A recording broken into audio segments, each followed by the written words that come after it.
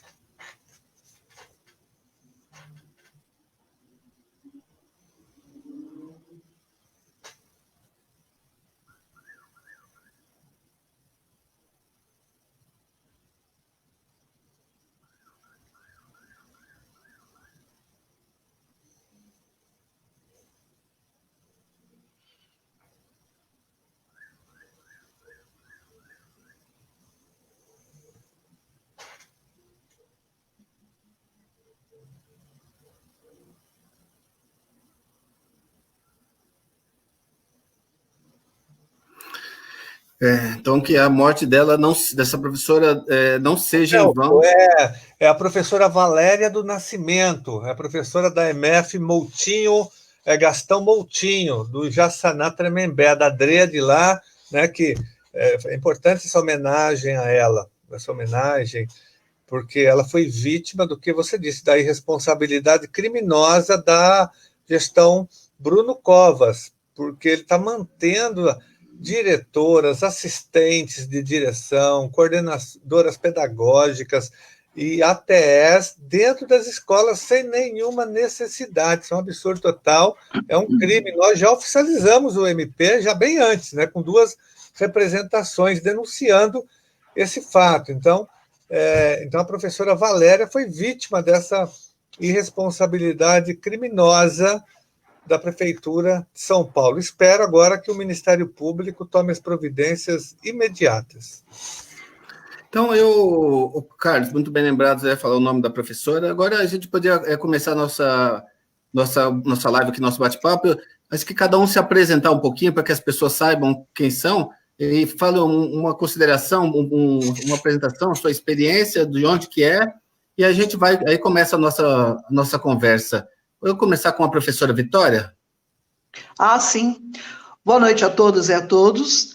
Eu sinto que essa noite será uma noite diferenciada mesmo, por conta dessa reflexão necessária diante de algo catastrófico, não é nem a pandemia, mas essa briga imensa, né, com relação à vida, né, à manutenção da vida, e mais ainda, os golpes que estão chegando um atrás do outro contra nós trabalhadores também da educação, de todos os setores. Eu sou a Vitória, lutadora pela EJA, pela manutenção da EJA presencial, também educadora da rede municipal, da região da Freguesia do Ó, na MF Érico Veríssimo, e com muito carinho também integro ali a comunidade do Mangue. Nós somos parceiros o tempo todo, por mais de 29 anos naquela região. Então, muito prazer em estar convivendo com vocês, esse momento para mim muito sério, privilégio a todos nós. Obrigado, Vitória, obrigado por estar aqui com a gente nessa noite. Franciele. Boa noite, deputado Carlos, vereador Celso, boa noite, colegas. É um prazer estar com vocês também essa noite aqui.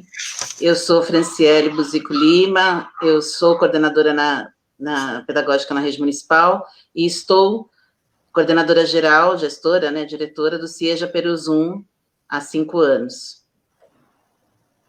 Obrigado, viu, a sua participação, que é muito importante, Franciele. Professor João. Obrigada. Boa noite a todas e a todos. Obrigado aí pelo convite, né, o Carlos e o Celso aí, pelo espaço para a gente poder debater esse assunto aí de grande importância. Eu sou professor da rede faz 10 anos, trabalho como assistente de direção na MF Sampaio Dória e como professor na MF Carlos Augusto, ambas no Jardim Miriam, que fazem parte da Adrea Santo Amaro. Sou conselheiro do SIMPEM pela unidade da oposição e militante do PSTU. Obrigado, viu, João? Obrigado pela sua participação aqui com a gente hoje. E o nosso professor diretor e o nosso deputado Carlos Gianazzi. Boa noite a todos e a todas que estão acompanhando aqui o nosso debate, a nossa conversa. Boa noite, Franciele, boa noite, Vitória, boa noite, João, boa noite, Celso, nosso vereador Celso Gianazzi. Primeiro, parabenizar vocês pela luta que vocês têm travado em defesa da educação pública, de qualidade, e, sobretudo, em defesa da EJA, da educação de jovens e adultos, que vocês militam há muitos anos fazendo essa defesa, como profissionais da educação e também como pessoas que lutam para que seja garantido o acesso, a permanência e a qualidade de ensino nesse nível de ensino, que é um nível muito importante, né? Porque todas as pessoas que não tiveram acesso ao ensino fundamental, à educação básica, elas têm o direito de voltar a estudar. Essa é uma garantia legal da Constituição Federal, da LDB, do Plano Nacional de Educação. Isso não é um favor, não é uma assistência, não é uma solidariedade, é um direito garantido por lei, é o direito à educação. Então, só que, infelizmente, nós estamos acompanhando já há alguns anos ataques à educação de jovens e adultos. Os governos tentam fechar salas, dificultam a abertura de novas salas, há todo o movimento de fechamento de EJA, né?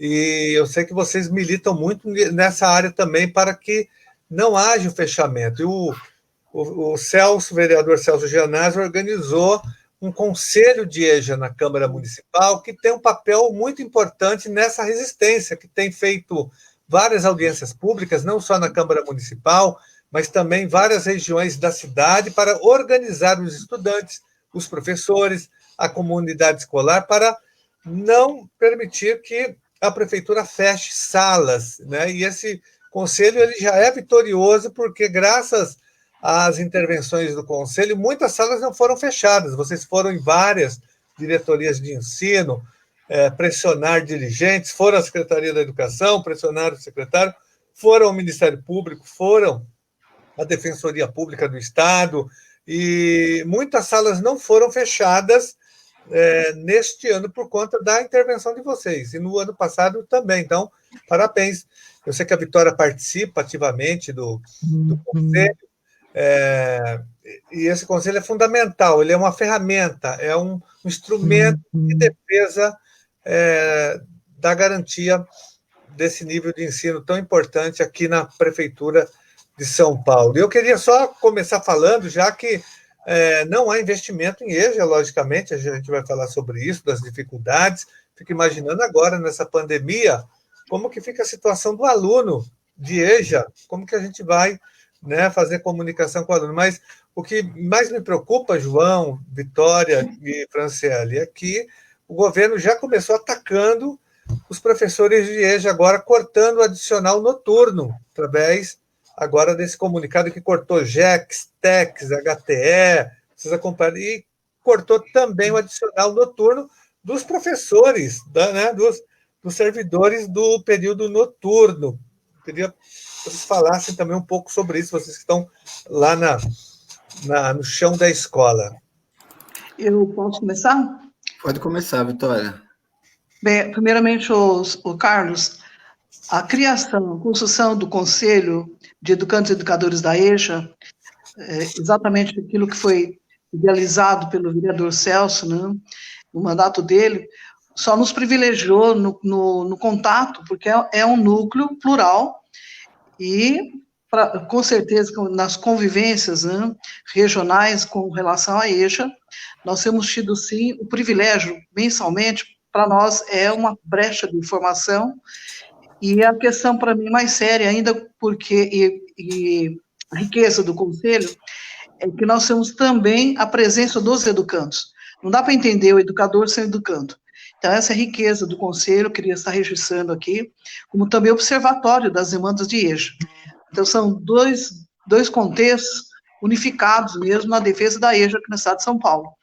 Na questão dos educandos, né, nessa maluquice doida, e como é que ficam os educandos, né, com relação à pandemia, essa defasagem, quando eles são excluídos o tempo todo, não é de hoje que eles são excluídos, e então, qual é a garantia? é justamente a comunicação, que ela não pode ser interrompida, o contato, inclusive, né? E os ataques estão vindo de todos os lados, não é só na esfera educacional, na questão financeira também, do trabalhador sem emprego, daquele trabalho intermitente, então ele já é vitimado, foi vitimado também pela reforma trabalhista. Então, é um conjunto de, eu chamo de ataques, né, que vão culminar exatamente hoje, no dia 21 de abril, esse ilhamento, né, de alguns setores, mas nós temos que burlar, ultrapassar tudo isso, nos comunicando e nos reinventando. Parece que o desafio posto dessa pandemia é a reinvenção coletiva, mas juntos, né? Legal. E, Franciele, como você vê essa questão, Franciele, que o Carlos apontou? Eu acho que eu queria primeiro começar falando dessa questão que vocês trouxeram sobre as equipes gestoras estarem trabalhando presencialmente ainda. A gente sabe a defesa que vocês fizeram, acionando o Ministério Público, a gente agradece. Fizemos várias manifestações regionais também, até esse momento, nos organizamos, né, como gestores, e organizamos documentos, junto com a supervisão, enviamos aos nossos diretores regionais, que passaram para o secretário, e infelizmente isso não foi colocado em discussão, nem se voltou atrás. E claro que para a gente é um risco e a gente tem que pensar como é que nós vamos, como servidores públicos, assumir esse risco. Na unidade que eu estou diretora, eu como equipe gestora, o Altamira, a Sheila, o Sérgio, a gente resolveu fazer o revezamento só nós 4, não acionar nenhum dos ATEs, nem ninguém mais da secretaria, ninguém de outras equipes para estar lá com a gente diariamente, né, no revezamento, porque entendemos que seria uma responsabilidade, né, da nossa parte, fazer com que as pessoas circulem no transporte público nesse momento em que não há garantias de não contaminação. Então, a gente entende a nossa função como gestores, ninguém vai se eximir disso, mas a gente entende também que seria possível fazer o trabalho que estamos fazendo em teletrabalho, e nesse momento esse teletrabalho é exaustivo, não tem final de semana, não tem feriado, não tem noite, que acaba às 10h30, como no horário da escola mesmo, né? Então, é muito injusto o corte de salário de todo mundo, nosso adicional noturno, que é um horário que a gente efetivamente trabalha e está trabalhando, e a gente entende que muitas das coisas que a gente faz lá na escola, nesse período que a gente tem que ficar lá das 10 às 4, deveria ser feito das nossas residências, né? A gente deveria ter esse direito, porque a gente pode se organizar para isso, a escola tem autonomia para isso, e é óbvio que a gente não se eximiria de nenhum plantão, de nenhuma entrega, de nada que fosse necessário para a comunidade, como nós não estamos nos eximindo. Nós estamos em contato direto com a comunidade, depois posso contar em mais detalhes como é que a gente do Seja Peru se organizou, uma equipe grande e muito ativa, e a gente entende que isolamento não é abandono, né? E nós que estamos lá no chão da escola, a gente está bastante próximo dos estudantes, felizmente. É importante isso, o que a Franciele falou, que o corte do adicional noturno, né? E teve na semana passada aí uma notícia da Secretaria Municipal de Educação cortando HTE, JEC, TEX. É incoerente total essa posição, essa medida aí do prefeito Bruno Covas, do secretário municipal de Educação, porque a Câmara Municipal, Franciele, a Vitória, o João e Carlos, a Câmara Municipal aprovou um projeto de lei que permite que a Prefeitura de São Paulo mantenha os contratos com todas as terceirizadas. E contrapartida, e essas terceirizadas, elas têm que manter o emprego de todos os trabalhadores, não pode demitir nem reduzir o salário desses servidores. E o que o prefeito Bruno Covas apresentou agora para a educação? É cortar já de imediato os adicionais aí para os professores, né, os profissionais da educação que estão ali na linha de frente trabalhando. Isso é um absurdo completo, não tem cabimento nenhum, é incoerente total. João, como você vê essa questão aí que o Carlos colocou, João? Como está a sua escola? Como vocês estão fazendo lá? Eu acho que a política de mandar cortar o adicional noturno, HTE, JEX, TEX, né, as jornadas excedentes aí, as horas extras, ela resume a defesa aí da quarentena fake que faz o Covas junto com o Dória, né? Porque ao mesmo tempo que eles mandam cortar todos esses, o adicional noturno e as outras horas, eles, na instrução normativa número 15 de SME, eles dizem que os professores têm que permanecer online em seus horários de trabalho, professores, gestores, os trabalhadores da educação no geral. E ainda por cima que as escolas devem flexibilizar esse horário para permitir que os professores que não tenham acesso à tecnologia, à internet, possam utilizar o espaço e o equipamento da escola. Aí quando eles fazem esse corte do adicional noturno, eles colocam que o professor só vai fazer jus ao adicional noturno aquele que trabalhar das 19 às 23 horas na escola. Então eles defendem uma quarentena, mas as medidas econômicas, eles não garantem a efetividade. Então, eles colocam os professores aí que estão diante dessa crise grave da pandemia, com aprofundamento da crise econômica que a gente já vivia, muitos professores têm o adicional noturno, não só professores, mas os trabalhadores em geral da educação, têm o adicional noturno como parte grande do seu salário. Muita gente está com desemprego na família, com outros problemas, e acaba empurrando esse pessoal a pedir para que a escola abra à noite para ir trabalhar e para receber o adicional noturno.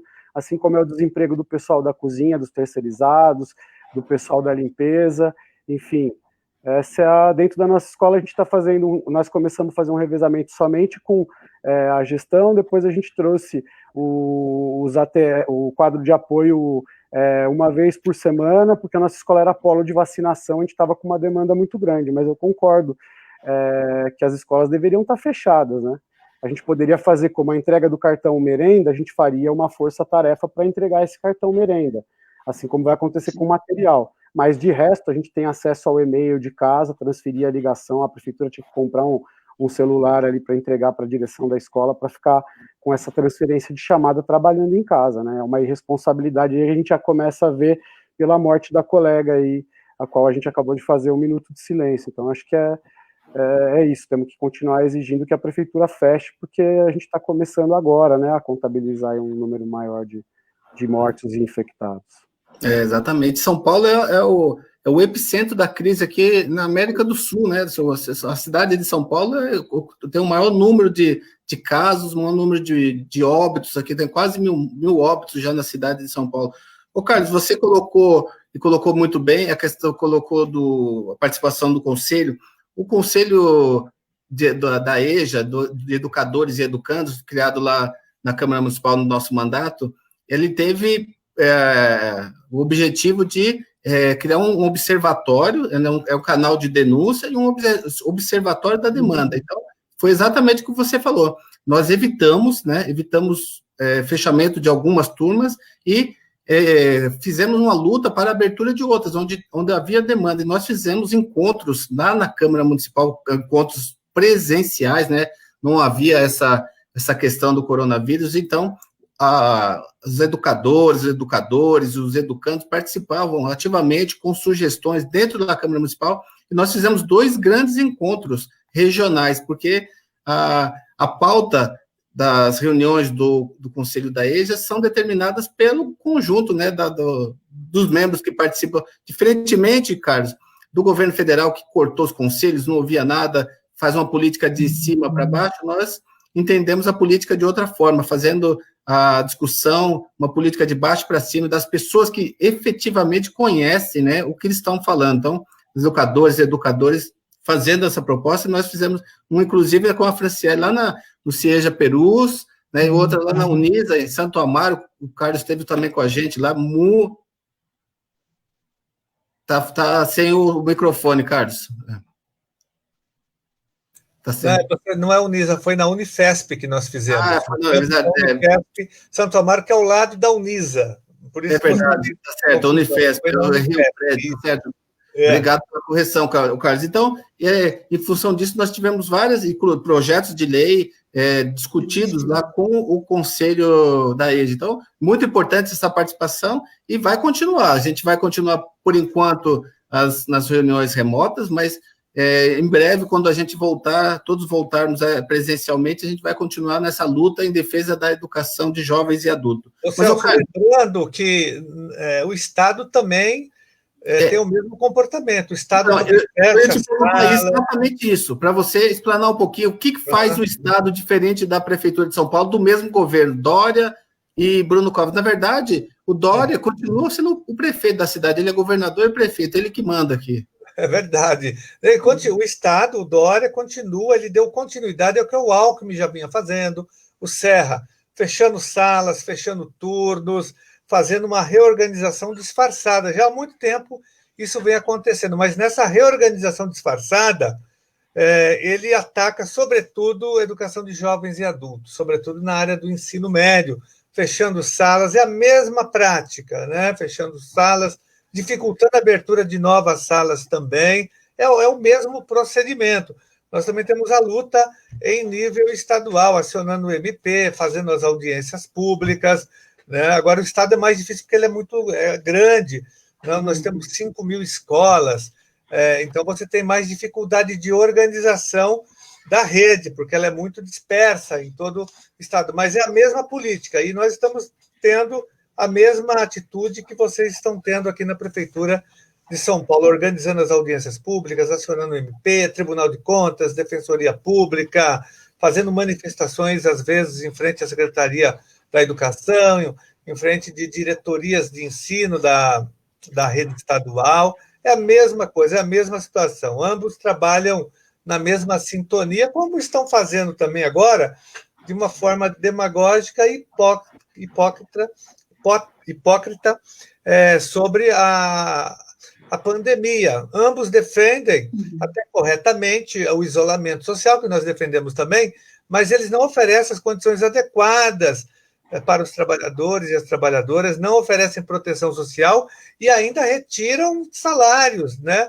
Atacam os salários, os benefícios, os auxílios dos servidores, como ambos estão fazendo agora. O Dória publicou recentemente um decreto retirando vários benefícios e auxílios dos nossos servidores, abonos, 13º, e o Dória, o Covas fazendo aqui com a rede municipal agora nesse comunicado que reduziu o adicional noturno, os projetos, né, TECs, enfim. Então, é de uma hipocrisia muito grande, porque para ter a quarentena e o isolamento, nós temos que financiar isso. O Estado tem que dar as garantias, as condições objetivas, para que as pessoas fiquem em suas casas. Né? Se vai descontar salário da pessoa, a pessoa tem que se alimentar, tem que comprar remédio, produtos de higiene. Então, nós temos que denunciar exaustivamente a hipocrisia, tanto do Covas, do Bruno Covas, como também do Dória. Né? Eles tentam se diferenciar do Bolsonaro, mas só num aspecto. No outro, todos estão na mesma sintonia, a falta de investimento na proteção social. E eles atacam os seus próprios servidores, retirando os salários. Exatamente. E assim, o que a gente assiste muito, lá tem assistido na Câmara Municipal, depois o Carlos pode falar também, que acho que na Assembleia Legislativa não é diferente, existe um processo de mercantilização da educação, né? São parlamentares, são vereadores, deputados estaduais, deputados federais, querendo privatizar toda a educação, acabar com a educação pública, né? Na verdade, é um Estado mínimo que eles defendem, e a gente está vendo aí que essa coisa do Estado mínimo acaba com o SUS, acaba com a educação pública, acaba com a assistência social, e nesse momento, quem está salvando vidas é a saúde, é o SUS, né, que tanto precarizaram. Então, lá na Câmara Municipal, a gente vê muito isso, projetos tentando colocar o homeschooling, né, dando dinheiro para empresários, né, assim, privatizando a educação, potencializando as desigualdades sociais. E aí, nesse contexto, eu gostaria de ouvir um pouquinho de cada um, como fica essa questão da Secretaria Municipal da Educação com a questão do EAD para a EJA. Vitória? Uau! Bom, EAD para a EJA é uma ofensa, primeiramente, né? Não é de hoje que se pretendia desqualificar a EJA presencial, injetando goela abaixo uma EJA EAD. Nós tivemos um dos últimos ENEJAs em Brasília, foi, parece-me, o último mês da gestão da Dilma, nós vaiamos a proposta. E era tido como governo, né, que defendia o povo. Ali, voltamos dali, aliás, decepcionados também, porque a proposta era inaceitável. E de lá para cá, eu sinto que hoje, aproveitando-se da pandemia, está se legitimando uma EAD, verdadeiro engodo político-pedagógico, e para nós que militamos na defesa da eixo presencial, para nós uma ofensa política, uma ofensa educacional, inaceitável coisa, né? E, então, o EAD para a EJA, se você for dimensionar aí a alfabetização online, é inviável. Isso é mutilar mais ainda, esquartejar o operário que vai até a escola, confiando ou não tendo acesso, ele vai para a escola, e em casa ele não tem recursos. Então, de novo, se legitima a desigualdade social, e pior, não? E pior ainda é a cristalização da exclusão social. E na minha concepção de educadora, defensora da EJA, nós tínhamos que dar um basta nisso tudo. A EJA EAD, ela é inaceitável, portanto, né? E nós tínhamos que trabalhar também, eu sinto que é uma das atribuições do fórum da EJA, do nosso fórum. Nós somos em São Paulo, todos os estados têm o fórum estadual da EJA, e nós, o Conselho de Educadores, nós temos que ter uma força-tarefa também de uma frente, né, de resistência e de desconstrução dessa EJA EAD. Como faremos isso? Nós vamos repensar juntos. Eu sinto que essa live de hoje seja também desencadeador de um movimento aí que possa culminar nessa implosão mesmo da EJA EAD. Isso para nós tem que ser uma das bandeiras nossas, né? Senão não tem sentido nós estarmos juntos nessa live. Nós temos que ter uma bandeira construída coletivamente. É assim que eu penso, é assim que eu defendo, e é assim que eu vou sempre falar, tanto na escola como em qualquer espaço, este projeto neoliberal EAD, para nós, significa exatamente um engodo político-pedagógico, uma farsa pedagógica. Nós não podemos ser cúmplices disso, nós temos que ficar fora disso, né? É isso. Só para ilustrar um pouco o que a Vitória falou, tem um post aqui que eu quero tentar mostrar para vocês, né, que mostra, acho, um pouco disso. Olha, não sei se dá para ver. Dá para ler? Dá para ler. Estamos ansiosos para assistir aulas online. Tá vendo? Então, tem umas crianças aqui numa favela, aqui no Cone. Como é que eles vão acessar? Exatamente. Como que essas crianças vão... não sei. Eu vou mandar para então, vocês, Carlos, é difícil de ver aqui, não dá para ver a imagem. Não dá para ver? Aí. Mas o educando, este ano, por conta da EJA, que foi exterminada na Érico Veríssimo, eu assumi as aulas, a regência de classes do regular. Um dos educandos, nesse processo de implementação EAD na Érico, e nós temos contato com eles através do WhatsApp, ele me perguntou, queima-roupa, falou, professora, eu vou me sentir mal, eu não tenho computador em casa, não tenho internet, aqui, ou a gente vai pagar comida, ou a gente vai passar fome, assistindo alguma coisa que a escola está mandando. Eu falei, não é a escola, é o sistema. Então, só nesse recorte, nessa fala do educando, já é a metáfora do que está rolando na rede municipal e na rede estadual. É a fala de um educando da periferia, da freguesia do UOL. Então, a pergunta é, o que faremos diante disso? Não? É pela vida, a quarentena é necessária, o isolamento social também é assumidamente responsável, não? E nós temos que dar um sentido exatamente de mudança. Nós não podemos também sair rompendo com o isolamento social, isso não é a nossa proposta, mas como zelar, cuidar desses que estão sendo excluídos de uma forma violenta, né? Socialmente falando. É isso mesmo, Vitória. E Franciele, como você vê essa questão do EAD e do relacionamento dos professores com os alunos nesse período, Franciele? Oi, Celso. Eu concordo que não existe EAD para EJA, aliás, eu não acho que exista EAD em situação nenhuma, né? EAD é um apoio para uma situação de ensino bastante das classes privilegiadas.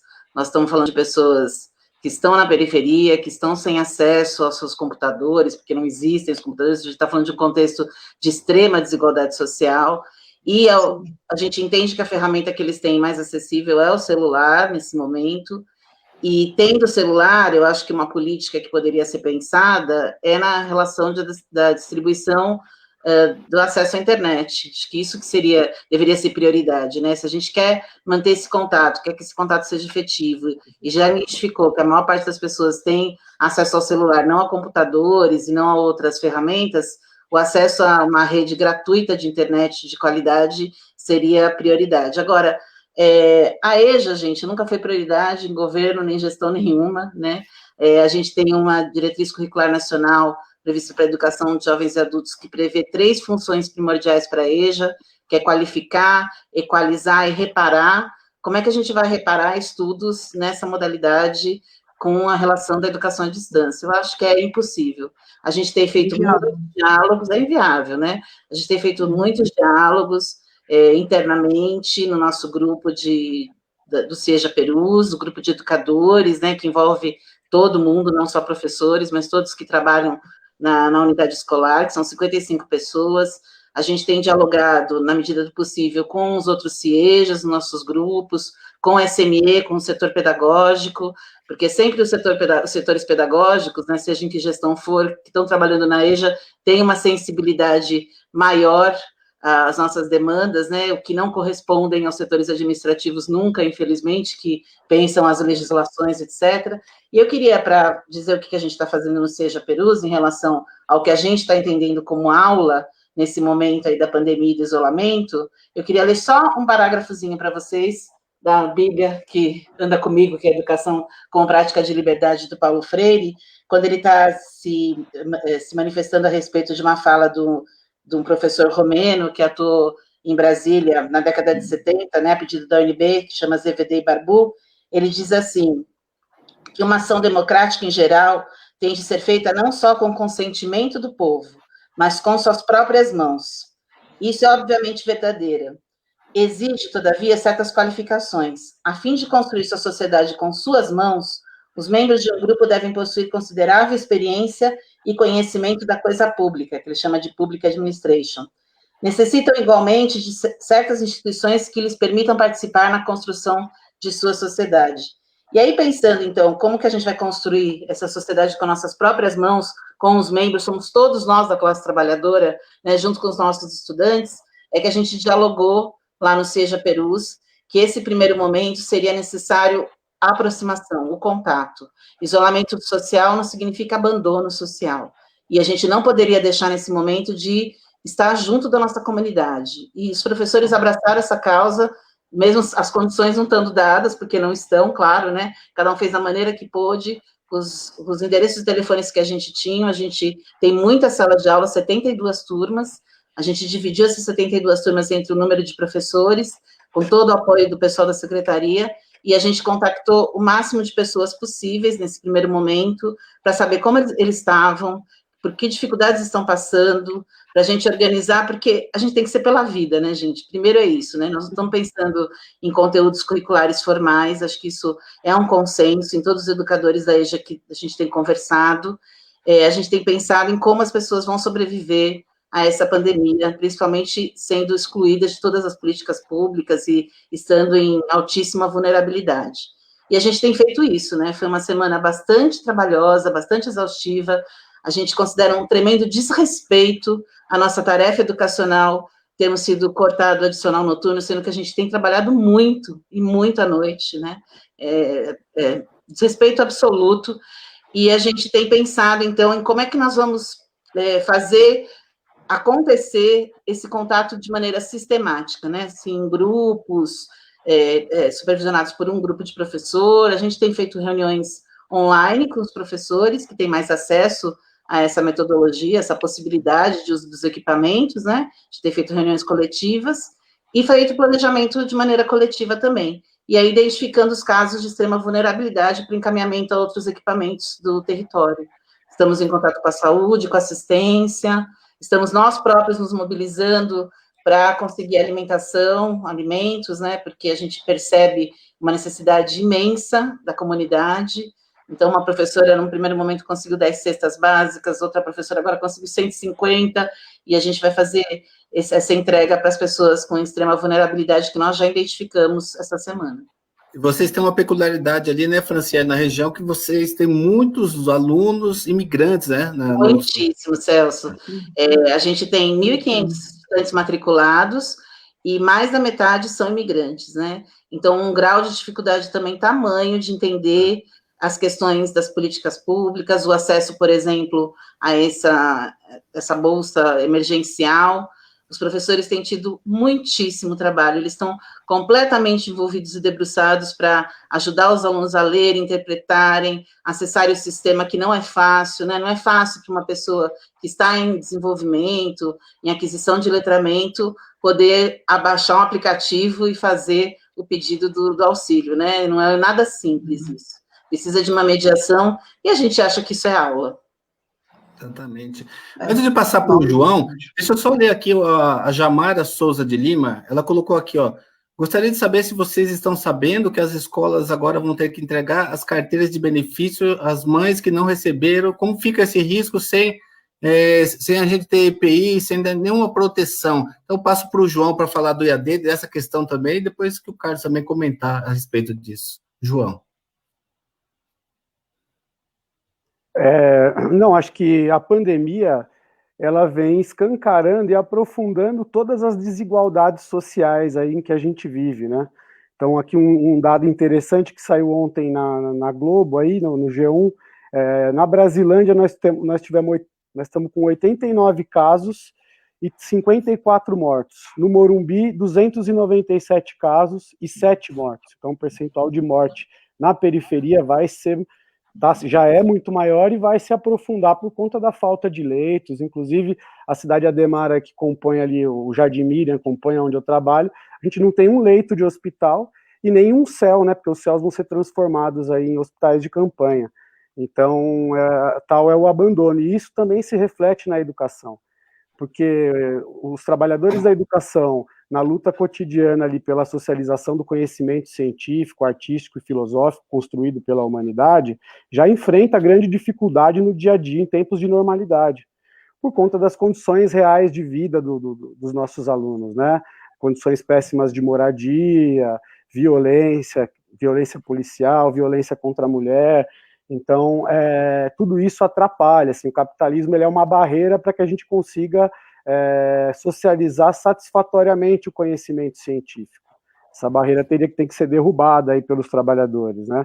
E agora com o EAD isso se aprofunda, porque nos dados que a prefeitura tem, inclusive até no malfadado aí, currículo da cidade, ela apresenta que por volta de 70% dos alunos possuem acesso à internet celular, mas eles não qualificam esse dado. Qual é o tipo de acesso à internet que esses alunos têm? Quantos aparelhos celulares tem para uma família de quantas pessoas?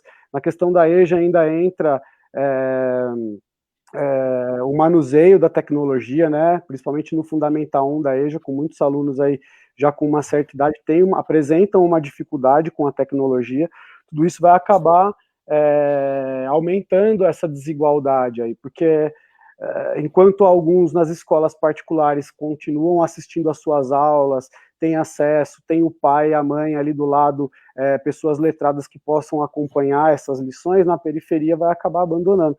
Um dado interessante, na nossa plataforma da nossa escola, até agora não acessou nenhum aluno, né? Tá certo, tá no início ainda, mas nenhum aluno acessou a plataforma. Acho que isso vai ser...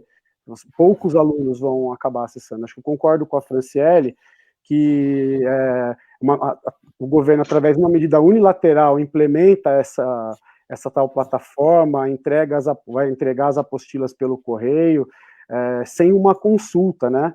Mas também um boicote a tudo isso e romper o relacionamento com a comunidade escolar nesse momento tão difícil seria muito ruim. Então, o que nós defendemos é a autonomia da escola, que os trabalhadores da educação e a comunidade escolar se auto-organizem através de videoconferências para que pensem a melhor maneira possível de ajudar esses alunos a passarem por essa situação, tendo em vista que a condição deles em quarentena é uma condição muito mais difícil por conta tanto das condições materiais que o governo não dá, né, esses R$600 aí que a mixaria que o Bolsonaro não quer pagar de jeito nenhum, tanto pelas condições também de moradia, né? A gente não tem uma condição adequada. Então, acho que é muito ruim. Então, a gente defende que essas atividades auto-organizadas pelos trabalhadores da educação, ajudassem a passar, mas sem fins avaliativos, sem correr conteúdo, sem contar chamado, e depois, quando a pandemia aí tivesse sob controle, quando a quarentena acabasse, a gente voltasse, retomasse o ano letivo da onde parou e pensasse dali para frente. Sobre o cartão merenda, uma parte ali, mais ou menos um quarto dos alunos, um pouco mais do que isso, receberam na escola onde eu trabalho. E amanhã a gente vai receber, a escola tem que ficar aberta das 8 da manhã às 18 para receber esse cartão daqueles que o correio não conseguiu entregar. E aí nós vamos ter que fazer essa distribuição. Agora, essa preocupação, que é muito pertinente, que apareceu aí na pergunta, que o Celso citou, ela vai ser ainda pior quando vierem o material, né, didático, as apostilas aí, as cartilhas, porque se o cartão foi para um pequeno percentual de pessoas, que já é, inclusive, um absurdo, você imagine isso que vai ser entregue para todos os alunos, então vai chegar muita coisa na escola e há uma preocupação de como a gente vai organizar essa distribuição sem gerar uma aglomeração num bairro onde a gente não tem um leito e nenhuma possibilidade de construção de um hospital de campanha. Tudo bem. Carlos, eu gostaria que você, se você pudesse fazer também um comentário sobre essa questão do cartão, sobre EAD e sobre os aspectos que você conhece muito, a educação, sobre os aspectos legais, né? O que fala a nossa Constituição Federal, a nossa LDB, especificamente nesse contexto aqui da EJA, né? Também fala da educação como um todo, a EAD para a educação, tudo, a educação do ensino infantil, do ensino fundamental e também da EJA, que é o nosso assunto da noite, Carlos. Olha, Celso, há um bom tempo que os governos, juntamente com os grandes mercenários da educação, estão tentando implantar a educação à distância no sistema educacional brasileiro. Eles tiveram muito êxito no ensino superior, sobretudo com as universidades privadas, aprovaram leis, o Conselho Nacional de Educação, que é um conselho privatista, controlado pelos grandes proprietários de escolas particulares, sobretudo universidades particulares. Ele já aprovou resoluções autorizando, por exemplo, no ensino médio, que 20% do currículo seja através de educação à distância. Então, eles tentam a todo momento. Agora, nós estamos preocupados porque, no momento de pandemia, eles se aproveitam da situação, né, para tentar aprofundar a implantação da educação à distância. E depois, a nossa grande preocupação, já há um debate sobre isso, é no pós-pandemia, né, que talvez eles consigam convencer a população e amplos setores educacionais da importância da educação à distância, importância entre aspas, né? Porque nós entendemos que isso não é educação à distância. Educação à distância é outra coisa.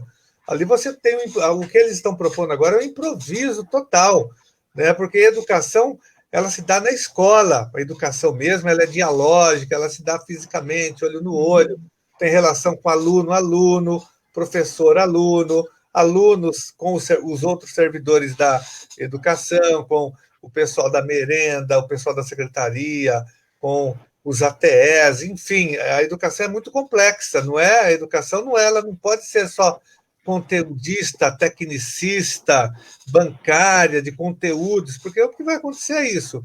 Por outro lado, nós não estamos nos negando, e aí eu falo como professor também de EJA, trabalhei durante muito tempo em EJA, desde quando a EJA foi criada no estado de na prefeitura de São Paulo. Me lembro, eu entrei na rede Vitória em 85, na rede municipal, e na estadual em 84, mas me lembro que já em 86, 87, eu já comecei a lecionar na educação de jovens e adultos. Depois, como diretor de escola, a Escola Miguel Vieira Ferreira, sempre teve EJA também, inclusive já tinha lecionado lá no período noturno. Em EJA eu conheço profundamente EJA, sei das dificuldades de EJA, é muito difícil você implantar a educação à distância em EJA, nessas condições ainda, né, de pandemia. Agora, por outro, então nós não estamos nos recusando a estar em contato com os nossos alunos. É importante que nós possamos estar com eles. O Antônio Nova, como eu falei agora, ele disse agora, nós não podemos abandonar os nossos alunos. Esse é o momento em que eles mais precisam das nossas orientações, da nossa presença, pelo menos virtual, para debater com eles a pandemia, como enfrentar essa situação de caos social, de fome, de miséria, porque a situação vai piorar bastante. Então, é um momento que a gente tem que estar dando apoio a eles, às famílias, fazendo mobilização com os nossos alunos, fazendo um debate crítico, desenvolvendo neles o senso crítico para que eles entendam todo esse processo, quais são as principais causas das desigualdades sociais e econômicas do Brasil, que os afeta imensamente. Então, e prestar solidariedade a eles, porque eles vão sofrer muito, né, com dificuldades de alimentação, no SUS, que o SUS já está sobrecarregado agora, aqui em São Paulo. Enfim, a pandemia está chegando com muita força na periferia. Brasilândia é o distrito que mais tem gente infectada, Grajaú, Jardim Ângela, Guaianazes, então vai ser mortal, porque não tem acesso a população não tem acesso à saúde, muita gente já começou a morrer na periferia. Então, uma doença que começa com os ricos, com a classe média, e ela já migrou para as periferias das principais cidades do Brasil. E os nossos alunos de EJA serão duramente atingidos. Então, a nossa comunicação com eles, o nosso contato é fundamental, mas não fala de conteúdo, de equação de primeiro grau, ensinar português, não é o momento para isso, o momento é outro. Como disse já a Vitória e a Franciele, nós temos que estar com eles, solidários e organizando os alunos. Os alunos da EJA, assim, na sua quase totalidade, eles estão na periferia da cidade de São Paulo, né? Nas escolas estão na periferia. Então, eu acho que também ouvi de vocês um pouco, teria que ter um planejamento também, uma ação coordenada, como a Franciele colocou, da Secretaria de Educação, com a Secretaria de Assistência Social, para que essas pessoas, esses alunos, eles possam acessar também esse benefício dado de R$600. Lembrando que os R$600, pelo presidente Bolsonaro, eles seriam só R$200, né? É que houve uma grande luta dos educadores, da oposição, brigando dos trabalhadores, para que esse valor subisse. Ainda é pouco, né? Esses R$600 ainda é pouco, né? Só complementando, o Dória, ele na área da merenda, nós lutamos muito para que houvesse um vale de merenda escolar, né? No Estado. E eu apresentei, inclusive, um projeto de lei. O governo incorporou o nosso projeto, mas dando apenas R$55 para os alunos se alimentarem durante todo o mês. Imagine você, João. Por dia, Carlos? Por dia? 55 por dia? Não, por mês. R$55 para o aluno se alimentar durante o mês. É o vale merenda, é a Bolsa Merenda do Dória para os nossos alunos da rede estadual. Então, o que você falou, o Bolsonaro queria dar só R$200. Aí teve uma ampla mobilização no Congresso, na sociedade, e foi para R$600, que é pouco. E o Dória já baixou um decreto dando apenas R$55 por mês para uma parte da rede, não todos. Uma minoria vai ter acesso, a maioria não terá. Carlos, quando se propõe esse absurdo, né, eu chamo de esmolas, né? Vocês, como parlamentares, não tem como fazer uma contraproposta ao governo, tanto estadual quanto municipal. Por que eles não sobreviveriam, então, com R$55 ao mês? Os R$600 eu considero ofensivos. Exatamente. São violentos. Então, se eles eram um exemplo, né, tanto o prefeito quanto o governador, eu seria a primeira cabo eleitoral deles, porque sobreviver com R$600 ao mês é inviável também. É inviável. Então, com todas as mordomias que eles têm, né, o repensar aí criticamente com relação aos educandos da EJA é também tocar nessa ferida, né, das mordomias, da corrupção, do superfaturamento no momento de pandemia, e isso está muito bem visível, e, como consequência, além do esquartejamento, a invisibilidade da EJA, mais uma vez, né, a exclusão da EJA no processo de mudanças, e essa questão também que o João levanta, né, porque é uma questão grave, estruturalmente falando, e receber, acolher os tais cartões de merenda, né, ou distribuir apostilas, e sem aquele aparato todo, né, de proteção à saúde, à vida de cada funcionário, cada trabalhador da educação, das escolas, que estão ainda sendo obrigadas a terem um gestor, um funcionário, também tem que ser repensado junto com os educandos de todas as esferas, com os trabalhadores, com os cidadãos, né? Nós temos que escancarar essa ferida, porque senão fica muito naquele canto da sereia, de que o governo está garantindo benesses, quando na realidade, para mim, ainda como educadora cidadã, está servindo de tapete para aquilo que a gente chama de desvio de verbas, superfaturadas obras, né? E aí alguém tem que tomar conta disso também, né? E o trabalhador se curvando aos R$600 mês, né, esperando avidamente, os trabalhadores empregados, então tem de haver, dar um basta nisso tudo. Eu sinto que a reflexão de hoje também deva levar para outros desdobramentos e formar outras lives também, mas trazendo aqui o educando, o trabalhador que foi esquartejado também, financeiramente, educacionalmente, ele tem que estar dando aí o testemunho dele, né? Para nós avançarmos um pouco mais, mas de um modo plural, criando uma unidade de resistência, né? Acima de tudo de resistência, e para mudar. Né? É isso.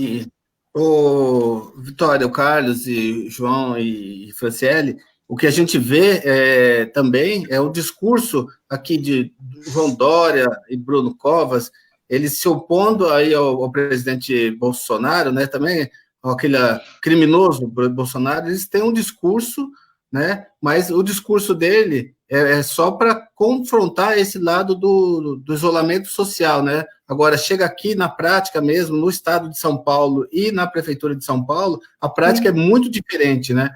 Prega o isolamento, mas não dá condições para que as pessoas façam esse isolamento. A gente tem falado aqui como é que pode fazer um isolamento na periferia. E, eu lá na Câmara Municipal, eu faço parte da Comissão de Saúde lá, e a gente tem acompanhado a situação crítica dos hospitais, né, assim, quase 90% já totalmente ocupados, né, e temos hospitais aqui inativos, a gente está brigando para que eles reabram, né, temos Sorocabana, Cruz Vermelha, a gente conseguiu, em partes, até uma vitória para colocar mais leitos ali, mas a gente precisa também na periferia, onde as pessoas precisarão de leitos, né, essa pandemia do coronavírus, ela tende a se alastrar muito pela periferia e matando muitas pessoas, né? Porque não vamos ter acesso aos equipamentos de saúde. Então, é muito preocupante isso, a gente viver essa realidade na cidade de São Paulo,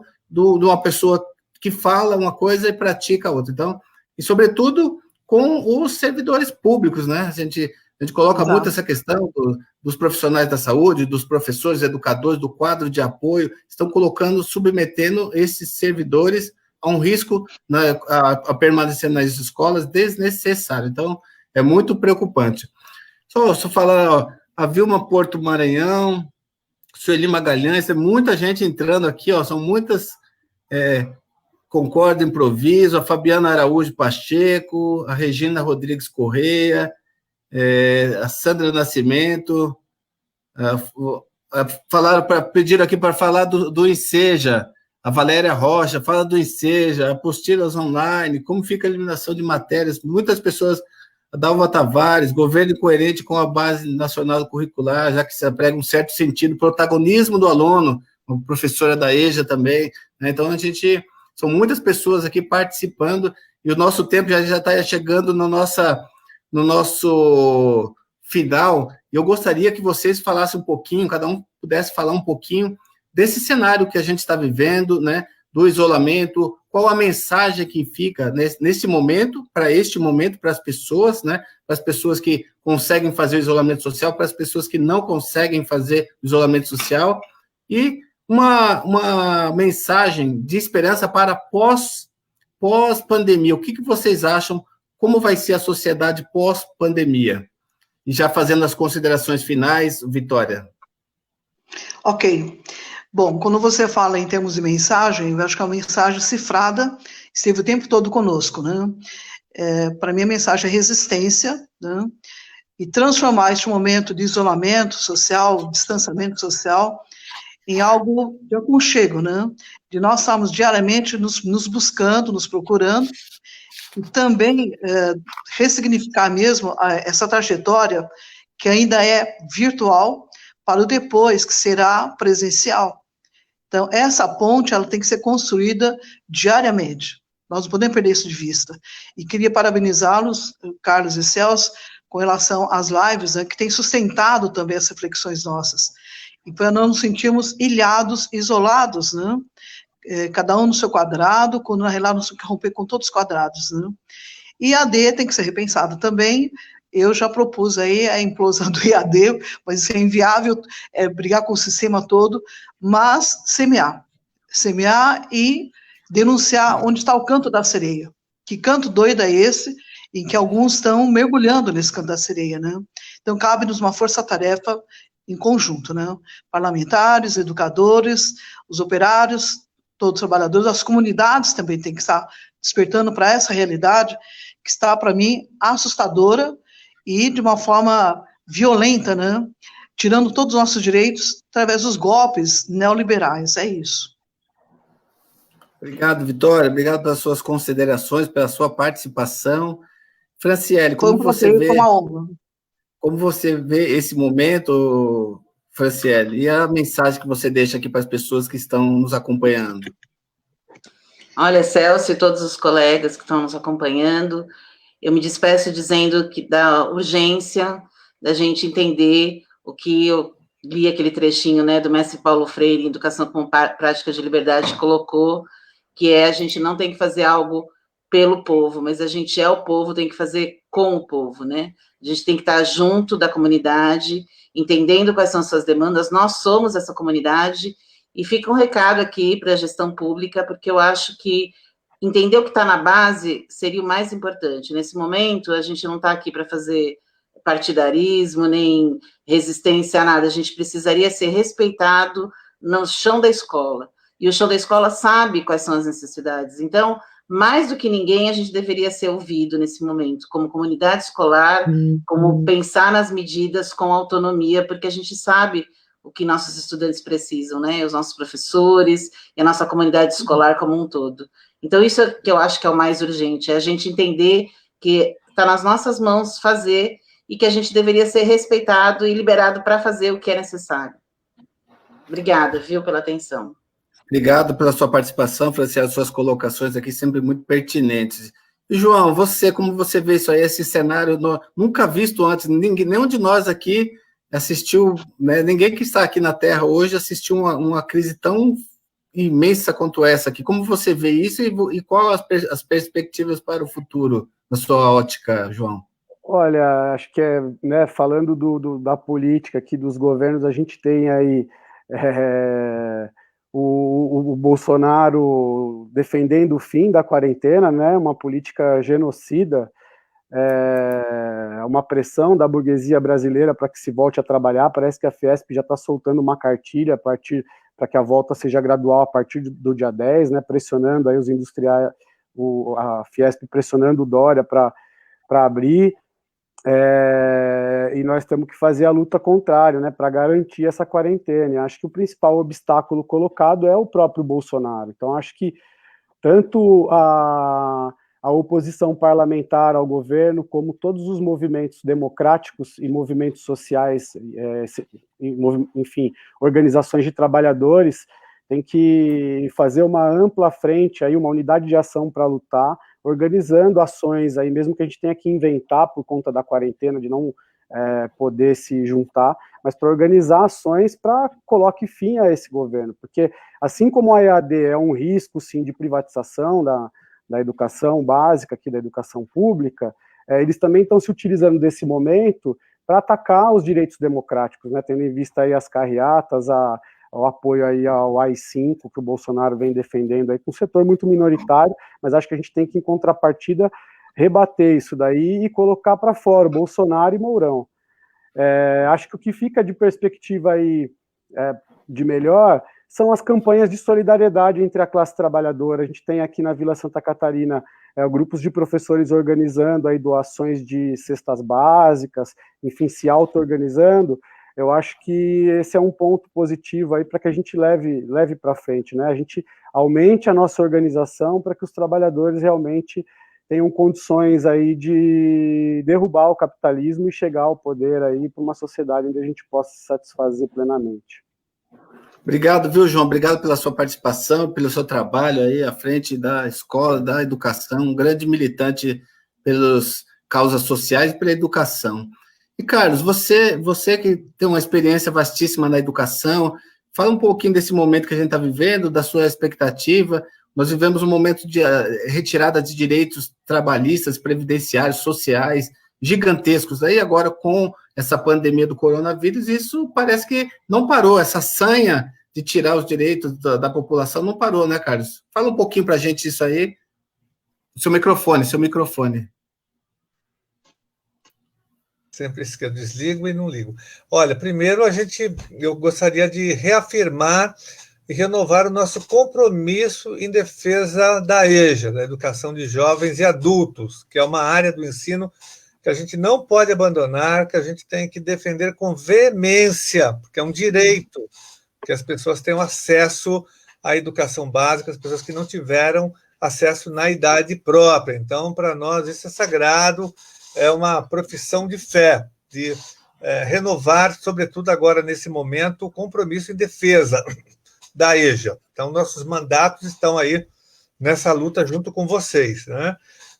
E dizer que nós defendemos a quarentena, defendemos o isolamento social, né, que é a orientação da ciência, da Organização Mundial da Saúde, dos cientistas, enfim, dos médicos, sanitaristas, é a única vacina para esse momento, é o único remédio que salva vidas, isso é fundamental. Mas nós defendemos que haja isolamento com proteção social. Nós queremos que o dinheiro público, o dinheiro do orçamento, seja canalizado para toda a população.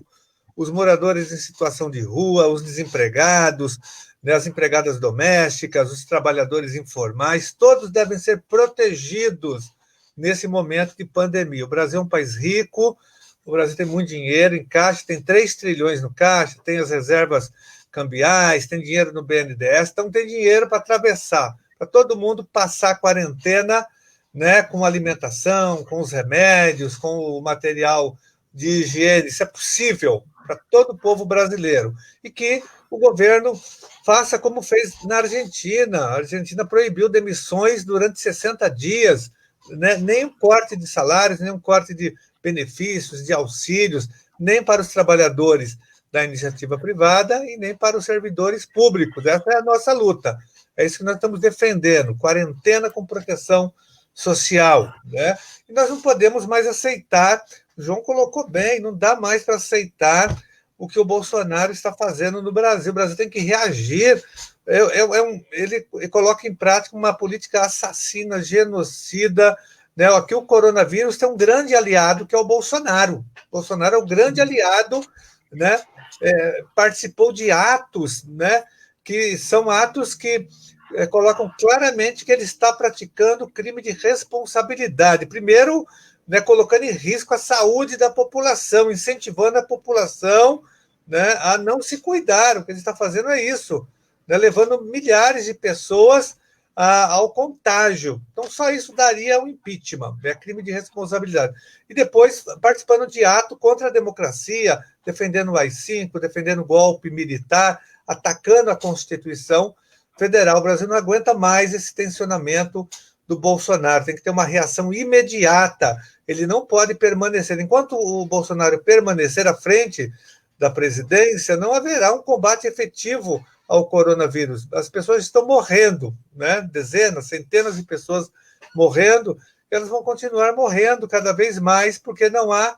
O Brasil está à deriva, né? Nós temos os governadores tentando, os prefeitos ali amenizar a situação, mas sem um ordenamento, sem uma coordenação nacional, de fato, não vai ter saída. Nós vamos ter uma grande tragédia, porque o Brasil é desigual, é um país que tem uma das maiores desigualdades sociais do mundo, do planeta, e o João falou, a pandemia vai só jogando luz sobre essa desigualdade social. Nosso SUS, ele é um sistema bem concebido, mas não tem financiamento, né, a população está abandonada, que ela está sendo vítima das políticas neoliberais, da emenda 95, que congelou os investimentos na saúde, sobretudo, na proteção social.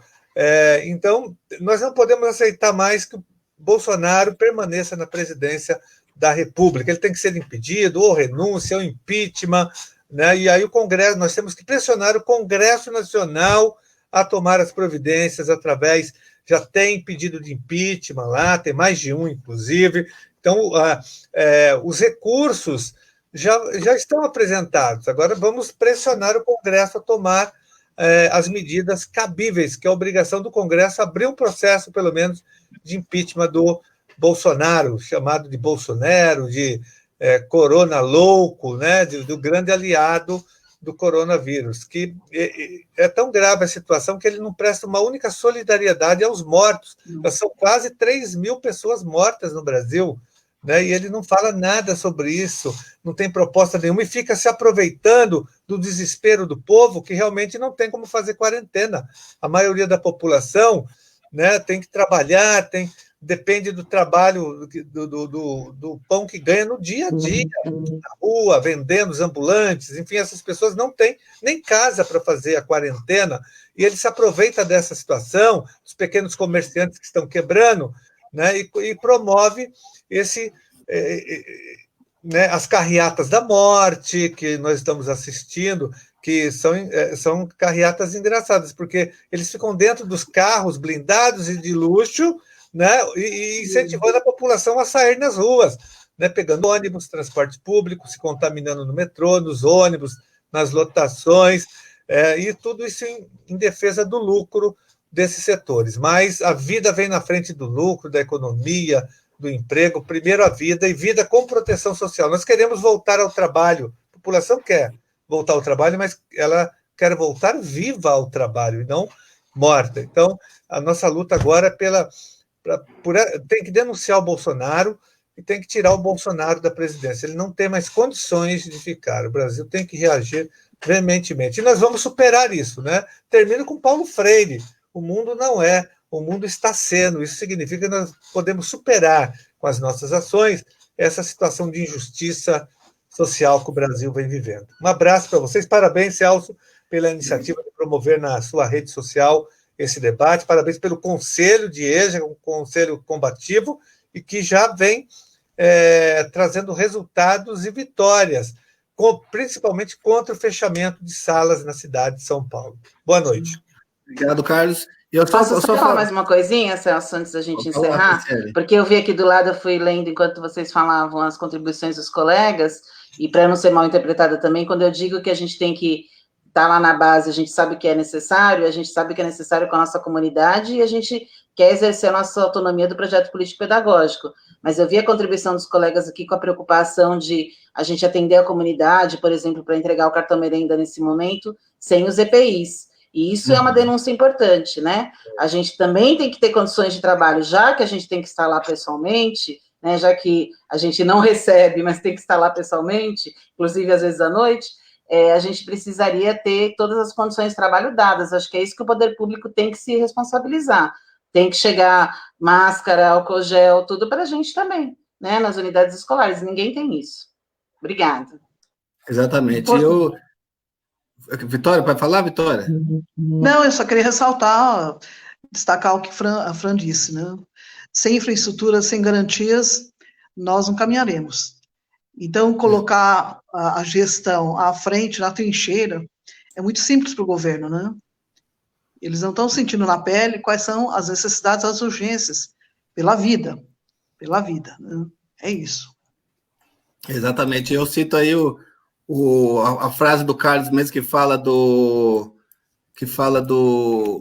que nós temos dois problemas a resolver, né? Tem que eliminar um vírus, né, que é o coronavírus, e um verme, que é o Bolsonaro, né, que não coordena nada, não coordena nenhuma ação na área da saúde. A crise, por si só, seja lá o presidente que estivesse ali, já seria muito grave, mas com esse presidente que não tem uma coordenação na área da saúde, não tem uma coordenação na área da assistência social, um ministro da educação que não existe, que não coordena nada. Então, aí a situação fica muito complicada e aí quem sofre é o brasileiro. Então, gostaria de... No caso, Celso, no caso da EJA, o ataque à educação foi bem anterior, inclusive, ao coronavírus, né? Com a extinção da SECADI, né? Que é a nossa secretaria que cuidava dos assuntos da modalidade EJA. Então, realmente não tem nenhuma política pensada para a gente, para a nossa população, para reparação de direitos, né?